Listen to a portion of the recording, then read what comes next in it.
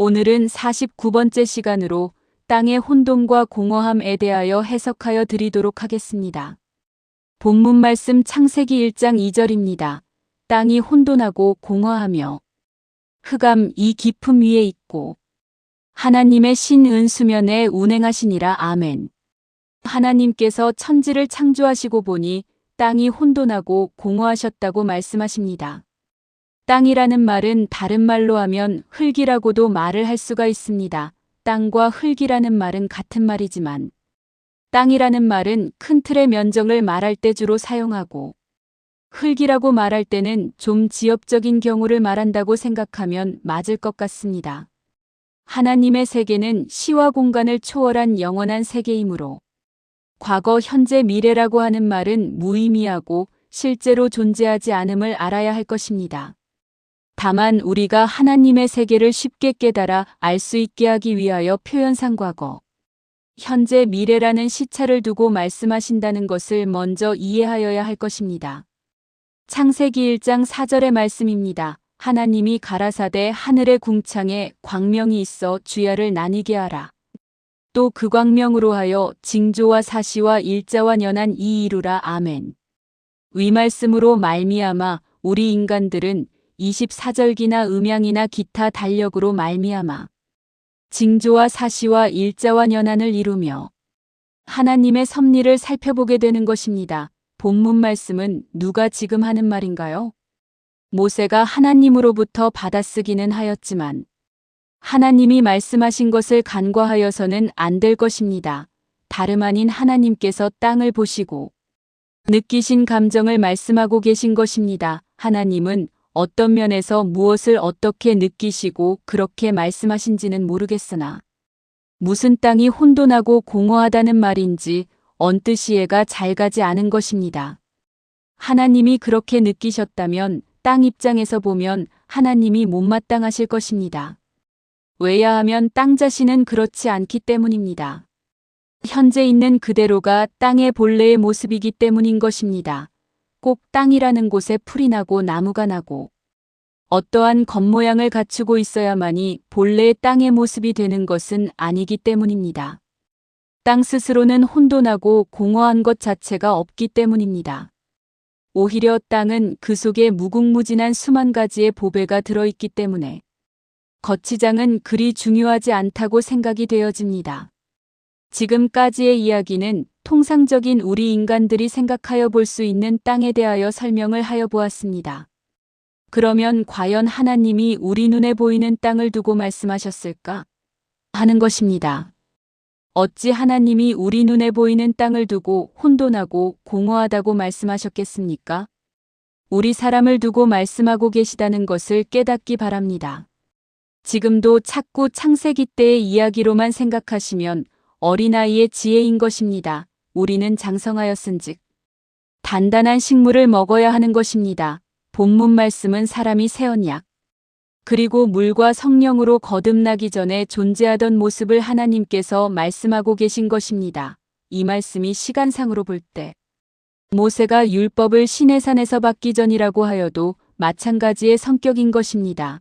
더 쉽게 말씀드리면 하나님은 땅을 비유로 사람을 말씀하고 계신 것입니다. 사람이 신앙을 하고 있지 않을 때의 모습을 지금 말씀하고 계신 것입니다. 그러므로 하나님의 아들인 예수 독생자를 이 세상에 보내시고 난 후에는 하나님이 하시고자 하시는 뜻을 온전히 이루셨기 때문에 이제부터는 땅이 혼돈하거나 공허하다는 말씀은 할 수가 없는 것입니다. 그러므로 이 일의 성취 마무리 작업을 위해서 하나님과 예수님이 지금도 일하고 계신 것입니다. 요한복음 5장 17절입니다. 예수께서 저희에게 이르시되 내 아버지께서 이제까지 일하시니 나도 일한다 하시매. 아멘.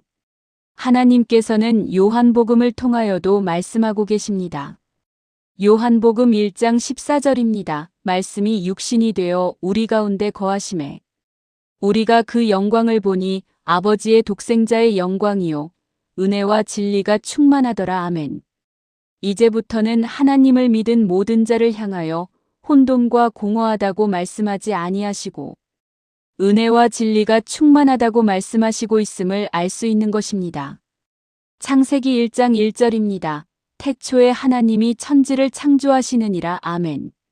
제가 태초란 자기 자신이 태어난 때가 태초라고 하였더니 별 이상한 소리도 다 들어보겠다고 공격도 받아보았습니다.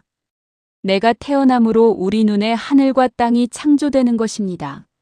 내 자신이 태어나지 않았다면 우리 눈에 보이는 하늘과 땅과 온갖 아름다운 만물의 경치는 보지 못하였을 것입니다.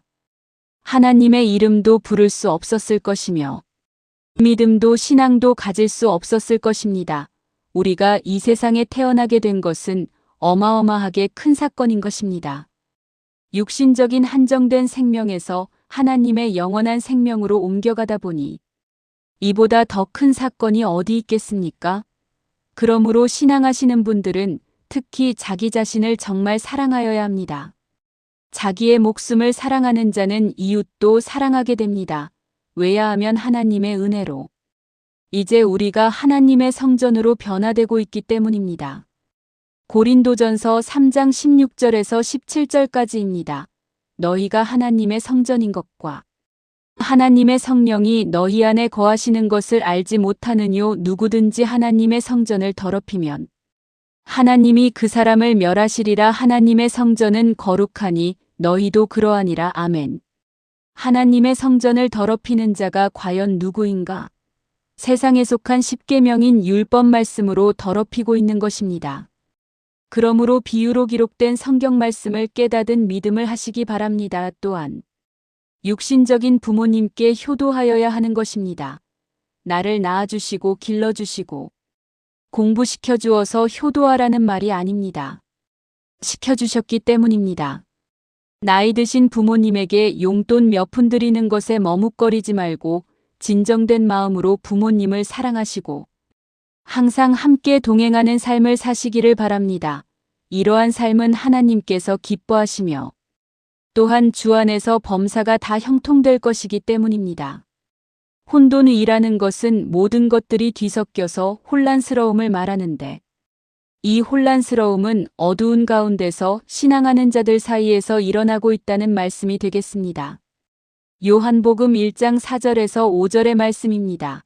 그 말씀 안에 생명이 있었으니 이 생명은 사람들의 빛이라. 빛이 어두움에 비치되 어두움이 깨닫지 못하더라. 아멘.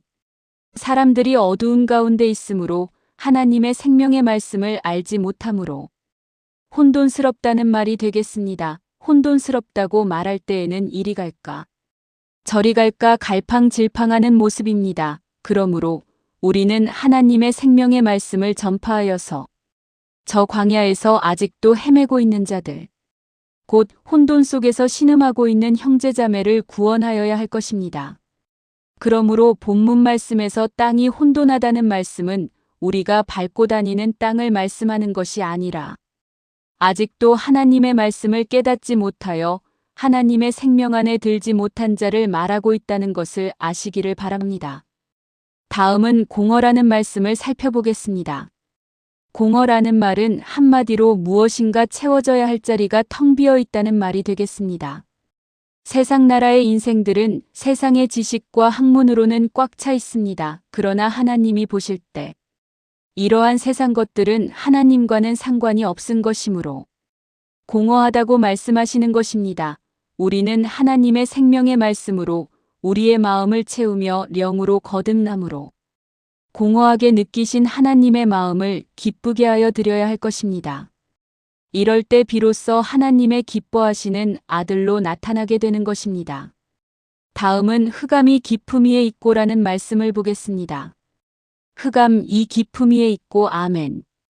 이 말씀은 그냥 겉으로 읽어보아도 어려운 말입니다. 글자 그대로 캄캄하다는 것은 즉 빛이 없다는 말씀인데 이는 하나님의 영생하는 생명의 말씀을 깨닫지 못하고 있는 자를 말씀하고 있는 것입니다. 이 흑암이라는 말은 이사야 선지자를 통하여 말씀하고 계십니다. 마태복음 4장 15절에서 16절의 말씀입니다. 스불론 땅과 납달리 땅과 요단강 저편 해변길과 이방의 갈릴리요 흑암에 앉은 백성이 큰 빛을 보았고 사망의 땅과 그늘에 앉는 자들에게 빛이 비추었도다. 아멘. 다음 성경 구절입니다. 골로새서 1장 13절에서 14절입니다. 그가 우리를 흑암의 권세에서 견져내사 그의 사랑의 아들의 나라로 옮기셨으니 그 아들 안에서 우리가 구속 곧 죄사함을 얻었도다. 아멘. 이 말씀을 통하여 보니까 흑암이 사람이라는 것을 알 수 있습니다. 그런데 흑암에 앉아있는 자들에게 빛이 이제 비추어지고 있다고 말씀하십니다.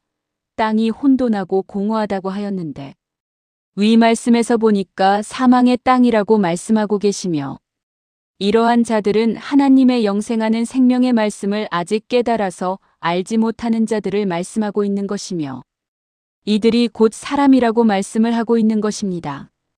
그렇다면 우리가 어떻게 하는 것이 하나님의 생명으로 나가는 길인가?